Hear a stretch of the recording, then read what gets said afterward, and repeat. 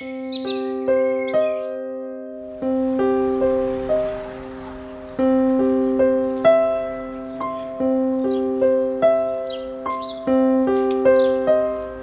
suis agriculteur à Mébrecourt, installé depuis 1985, dans un système grande culture.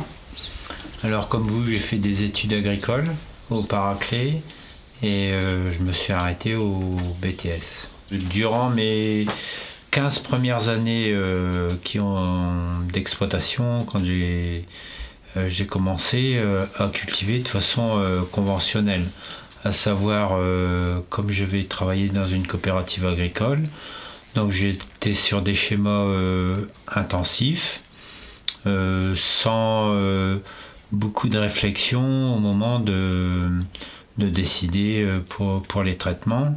Donc c'était une façon de cultiver où je maximisais les intrants.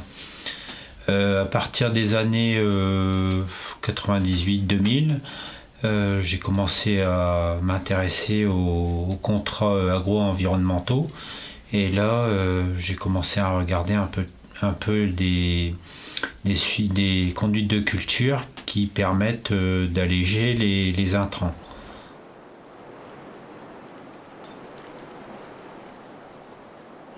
Ce qui m'a motivé à arrêter de labourer, c'était avant tout une démarche économique. J'étais arrivé à un seuil où sur ma surface, c'était difficile de payer un salarié à plein temps. Donc le labour prenait pas mal de travail, de temps de travail, donc j'ai arrêté de labourer. Mais au départ, je ne l'ai pas fait, j'étais pas motivé pour passer à une technique qui préservait plus les sols et qui allait enchaîner tout un tas de facteurs vertueux. Ça, ce sont des observations que j'ai faites au fil des années, en ayant arrêté la pratique du labour sur une partie de la ferme, d'abord, 30 à 40% de la surface, les pièces les plus compliquées à labourer, les plus difficiles à travailler, entre guillemets les moins rentables, c'est sur celles-là que j'ai pu expérimenter les techniques de non-labour. Ensuite, les observations sur les auxiliaires, la vie du sol qui était plus active, notamment l'activité des lombrics, c'est venu 5 à 10 ans après l'arrêt du labour. Donc à partir de ce moment-là, je suis rentré dans un schéma d'observation plus poussé parce que j'avais des observations nouvelles par rapport aux champs que je continuais à labourer. Derrière ça, j'ai pu observer une vie du sol plus dynamique, donc avec le phénomène d'érosion qui a complètement cessé dans les pentes, parce que une bonne densité de lombric, ça permet d'avoir un sol qui capte l'eau plus rapidement. Les débris végétaux en surface, c'était une très bonne arme anti-battance. Et après, il y a eu tous ces phénomènes d'observation au niveau des auxiliaires, donc principalement les carabes. En bougeant moins le sol, on a pu, entre guillemets, préserver leur vie souterraine, parce qu'un travail du sol va détériorer leur galerie, leurs larves, et puis finalement baisser le niveau le taux de réussite des émergences d'adultes. Donc ça, c'est des phénomènes que j'ai pu observer après presque une dizaine d'années de non-labour.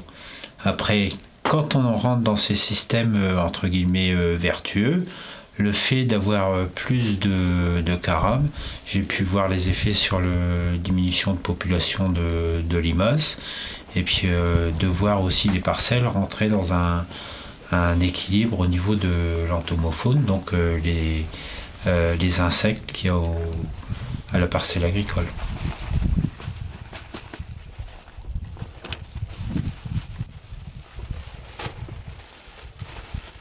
Et avec cet échantillon d'insectes, alors ça mériterait d'être confirmé plus loin, mais ça fait 2 fois que j'en fais comme ça. En fait, j'ai des méligettes, j'ai beau chercher, je ne vois aucun charançon. je vois quand même une population de micro-guêpes consistante. Et moi, je défie quelqu'un de me trouver un charançon dans cet échantillon-là.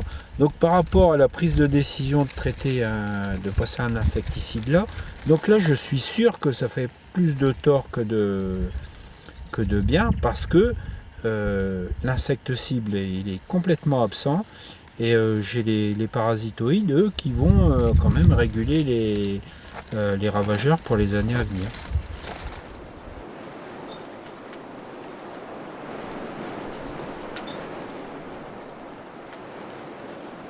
Pour tout ce qui est fongicide, déjà, je suis abonné au réseau d'avertissement que tout le monde a, savoir Coopérative ou Arvalis.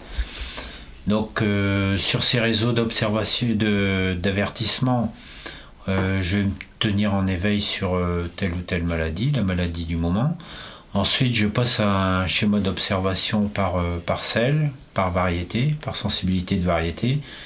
Et après, selon les seuils de nuisibilité et les seuils d'observation, je décide ou pas d'intervenir. Donc pour chaque champ, un raisonnement particulier. Donc il n'y a pas de règle préconçue à l'avance, il n'y a pas de traitement systématique. À chaque fois, je pèse si c'est vraiment efficace d'intervenir. La priorité, ça reste quand même les 3 dernières feuilles, les dernières sorties. Donc là, on voit un peu de présence de septoriose, un peu plus sur les feuilles basses. Mais bon, pour l'instant, on va vite faire une quote-part. Hein. Donc sur les 2 dernières feuilles, là pour l'instant, j'en ai pas. Là j'en ai une petite présence, là j'en ai pas, donc pareil, là j'en ai pas. Donc c'est relativement simple. Bon, et qu'il y ait une présence de septoriose, c'est normal avec le temps qu'on a. Et là c'est un peu les conditions de la semaine à venir qui va faire que on traitera ou on traitera pas.